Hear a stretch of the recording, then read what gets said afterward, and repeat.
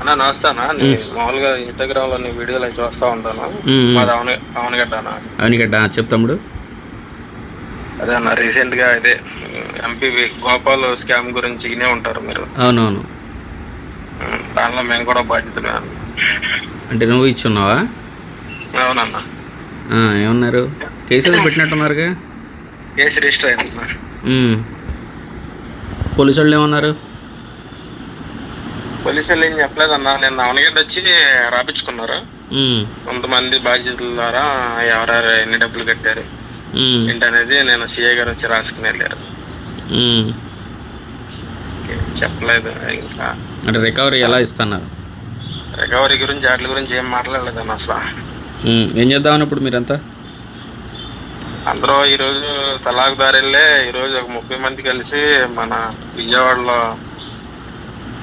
పవన్ కళ్యాణ్ మంగళగిరిలో పవన్ కళ్యాణ్ ఆఫీస్కిను టీడీపీ ఆఫీస్కి వెళ్ళి అర్జీ పెట్టుకున్నారన్న జరిగిన దాని గురించి.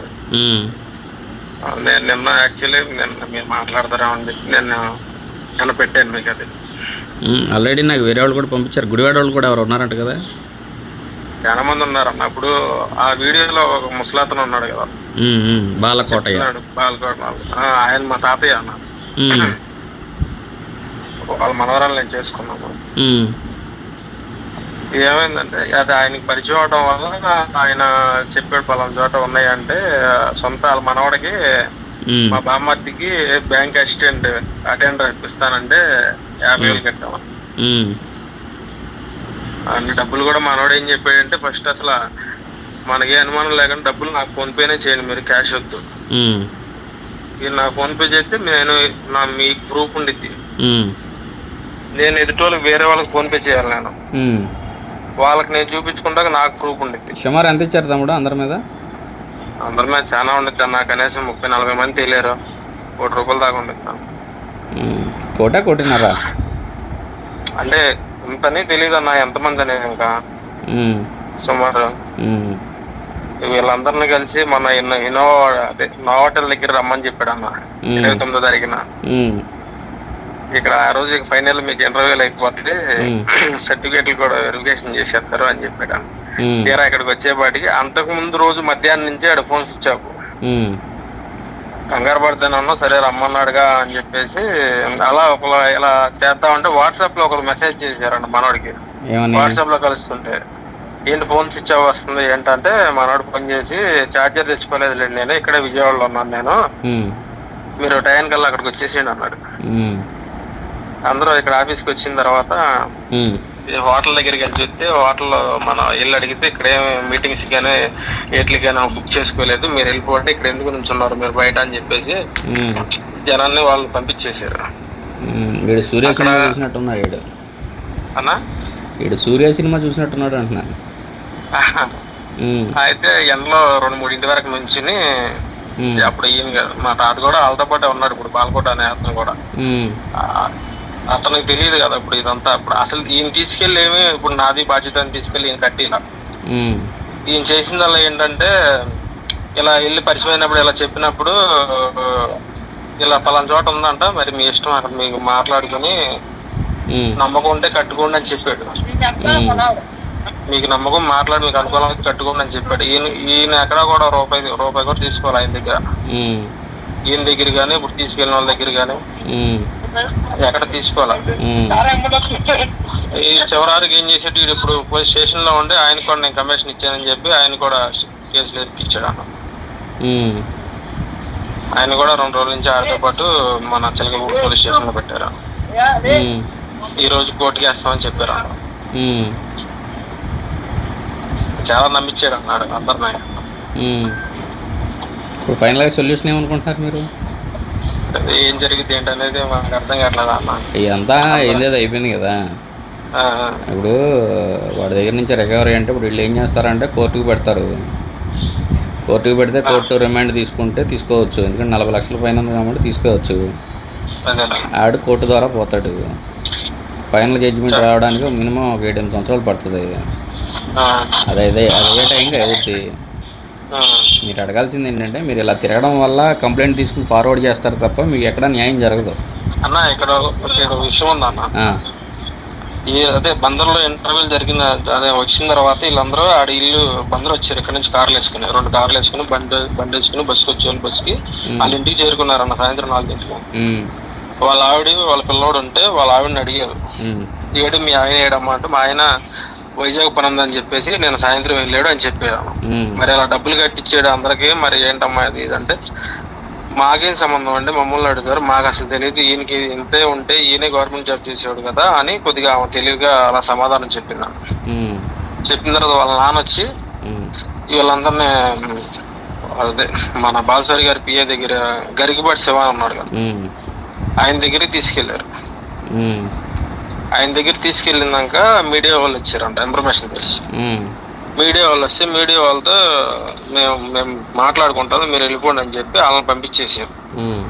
పంపించేసి ఈయన ఏమన్నాడు, వీళ్ళతో మాట్లాడి మేము ఆడెక్కడున్నా పట్టుకుందాము 2 రోజుల్లో తీసుకొద్దాము, జాబులు అయితే మీకు రావు కానీ డబ్బులు మీకు ఎంత డబ్బులు రికవరీ చేసి మీ సెటిల్మెంట్ చేద్దాము డబ్బులు అనేసి అన్నాడు అన్న. ఆయన మాట మీద అనేసి అన్నాడని ఆయన మాట మీద అందరూ తిరిగి ఇంటికి వెళ్ళిపోయారు. తర్వాత రోజు ఆడు మా తాతకి ఫోన్ చేశాడు, ఇటే చేసి బాలకోటి గారు నన్ను వేరే వాళ్ళు మోసం చేశారండి, మీరు నా మీద కేసు పెట్టమాకండి, నేను వచ్చేస్తాను, మీ అందరు నాకు కొద్దిగా టైం ఇవ్వండి, మీ అందరికి నేను డబ్బులు సెటిల్మెంట్ చేస్తాను అన్నాడు అక్కడ. అన్నాక మరి శివ గారు మాట్లాడాడు కదా, ఆయనతో మాట్లాడుకుని నువ్వు జనం అందరికి హామీ ఇవ్వు అని చెప్పేసి అన్నాడు అక్కడ. అన్నాడు, అయిపోయింది. తర్వాత రోజు ఇంకా ఆడి చేరు. తర్వాత ఈ విషయం గురించి ఏమీ లేదు. తర్వాత రోజు వీళ్ళు బందరు వెళ్ళి ఇంకా ఆయన శివ గారికి ఫోన్ చేస్తే ఆయన తీసుకొచ్చి స్టేషన్లో వేసారు, మీరు వెళ్ళి కేసు పెట్టుకోండి అనేసి అన్నాడు అంట.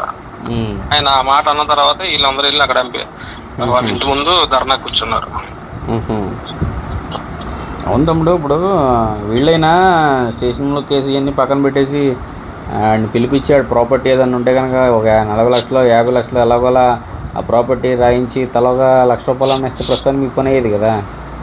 పని అయ్యేది కన్నా ఇప్పుడు అందరూ వడ్డీలు తెచ్చుకుని ఇల్లు తాగడ పెట్టుకుని వాళ్ళ దగ్గర తెచ్చి అందరు కట్టిన వాళ్ళే. ఇప్పుడు కేసు పరంగా వెళ్తే ఎప్పుడైనా ఒకటి గుర్తుపెట్టుకోవాలి. దీనిలో ట్విస్ట్ ఏంటన్నా, ఈ బాధ్యతలు ఎవరు కేసు పెట్టలేదన్నా. అవునా? అసలు అన్ని తీసుకున్నప్పుడు ఫస్ట్ బాధ్యతలు ఎవరో అబ్దుల్ నజీర్ అంట బందర్లో, అతని ద్వారా ఫస్ట్ ఏమో గరికపాటి శివ గారు ఇచ్చిన స్టేట్మెంట్ ప్రకారం ఆయన అరెస్ట్ చేసామని చెప్పేసి ఇచ్చారు ఫస్ట్.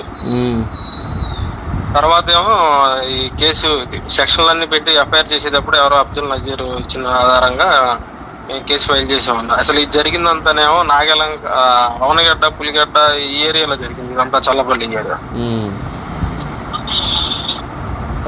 ఇంకా జరిగిన తర్వాత ఇంకా వీళ్ళందరూ కేసు పెట్టారు. ఇంకా మరి సిఐ గారు వచ్చారు, మరి రాసుకుంటున్నారంటే ఎవరికైనా ఆశే కదా. ఇప్పుడు డబ్బులు 1.5 తీసుకున్నాడు, ఎటు పోగొట్టాడు? అదే మనకు తెలియదు కన్నా. అదే ఇప్పుడు అప్పుడు 1.5 వీడు తీసుకున్నాడు. తీసుకున్నప్పుడు ఆ డబ్బులు ట్రాన్సాక్షన్ ఎటు జరిగింది ఏంటనేది స్టేట్మెంట్ మరి మీకు చూపించాలి కదా. చూడాలి కన్నా, వాళ్ళు కూడా చూడాలి కదా. అసలు మీరు ఆన్లైన్లో వేసారు డబ్బులు, మరి వాడు కూడా ఎటు ఆన్లైన్ కొట్టాడు అనేది తీయాలి కదా. తీయాలి.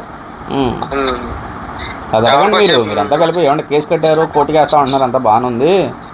ఆడి స్టేట్మెంట్ తీశారా, ఆడు ఎటు పోగొట్టాడు, ఏం చేశాడు, ఎవరు కొట్టాడు, లేకపోతే ఇంకా బ్యాలెన్స్ ఎంత ఉంది, మాకు ఎంతో కొంత. ఆ మాట సిఏ గారు ఆ రోజు లాస్ట్ ఒక అతనితో మాట్లాడితే అతనితో చెప్పాడంట, కొన్ని డబ్బులేమో ఎంపీఎల్ గేమ్ ద్వారా రోజుకి 20,000 చొప్పున బెట్టింగ్ లో పోగొట్టినట్టు కనపడుతుంది, కొన్ని డబ్బులేమో విత్డ్రా చేశాడు, అకౌంట్ లో 40,000 అంత ఉన్నాయని చెప్పేసి. అవును, విత్డ్రా చేసి ఉండాలి కదా. విత్డ్రా చేసి అంటే ఇంట్లో ఎవరికొకరికి ఇచ్చుంటాడు కదా, ఉంటాయి అవి రికవరీ చేయాలిగా. ఇప్పుడు అతను కాకుండా ఇంకెవరికైనా ఇచ్చి ఉంటాయంట డబ్బులు. వీళ్ళ డౌట్, వీళ్ళందరి డౌట్ ఏంటంటే మరి ఆ శివ గారు అందరిని కూర్చోబెట్టి మాట్లాడి 2 రోజులు టైం ఇవ్వండి, మరి అందరు డబ్బులు ఇప్పించేస్తా అనేవాడు. మరి అతను వచ్చిన తర్వాత ఎందుకు వెళ్ళి కేసు పెట్టుకోండి మీరు, ఆయన స్టేషన్లో వేసారని ఎందుకు అన్నారో వాళ్ళ అస్సంగానే ఉందా అని అందరూ ఉద్దేశం ఉన్నాం. వాళ్ళకేం సంబంధం ఉందా అని. వాళ్ళేమో అసలు ఆడ పిఏనే కాదు, 4 నెలల క్రితం ఆఫీస్లో ఏదో పని చేసిన 4 నెలల క్రితం ఇది బిహేవియర్లో తేడా వచ్చి తీయేసాము. అప్పటి నుంచి వాడు కనపడతలేదు, కనపడితే మేమే పడదాం అని చూస్తున్నాం అని చెప్తున్నారు. అలా కనపడకుండా ఉంటే వాడు బందర్లో ఉన్నాడు కన్నా అప్పుడు వరకు. వాడు 2008 నుంచి పని చేస్తున్నాడు.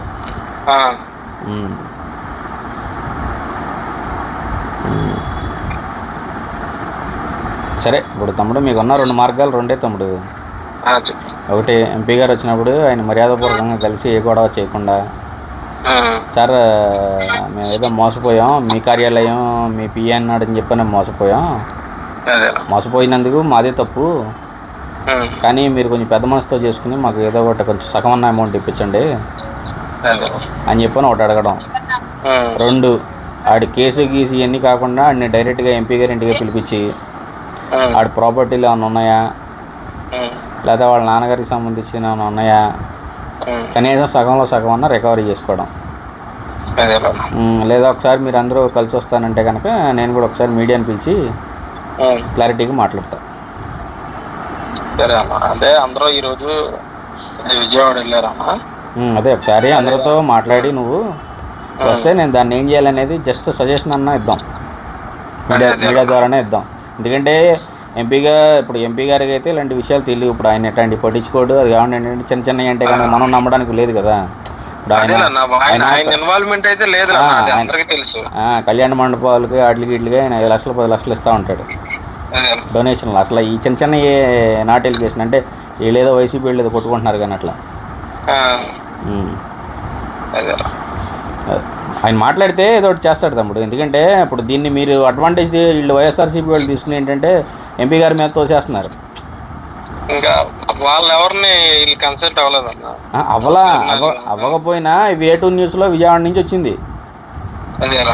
విజయవాడ నుంచి ఫస్ట్ డే వచ్చిన తర్వాత ఇదంతా కదిలింది. నీకు విషయం తెలియదు. విజయవాడలో ఒకటి చేంజ్ మాట్లాడి మా బందరోడు ఒకడు వైసీపీ వాడు ఫోన్ చేసి ఇలా జరుగుతుంది, మీరు ఈ దీంట్లో రాకముందు నుంచే మీరు 5-6 రోజుల నుంచి తిరుగుతున్నారంట కదా. నా ఆఫీస్ కూడా అక్కడ కాదు మనోడి దగ్గరికి. అదే లాస్ట్ ఆడేం చేశాను, లాస్ట్ వెళ్ళే రోజు కూడా ఒకటి దగ్గర 50,000 తీసుకున్నాడు అన్న.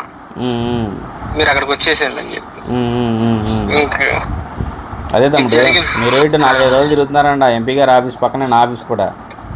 అదేలా మీరు వస్తుంది తెలుసు, వెళ్తుంది తెలుసు, ఇట్లా ఉద్యోగాలు అని చెప్పి తెలుసు. కానీ ఏంటంటే నేను కూడా ఎందుకు అలర్ట్ చేయడం వల్ల డబ్బులు ఏం రావు అని నేను ఇన్వాల్వ్మెంట్ అవ్వాలా. అదే నేను రెగ్యులర్గా మీ వీడియోలు చూస్తూ ఉంటా. అదే సరే చూడు ఒకసారి వాళ్ళతో మాట్లాడి నువ్వు చెప్పు ఏదనేది, దాన్ని బట్టి మనం ముందుకెళ్దాం. సరే అన్న, వాళ్ళతో సాయంత్రం ఒకసారి డిస్కస్ చేసి. సరే తమ్ముడు.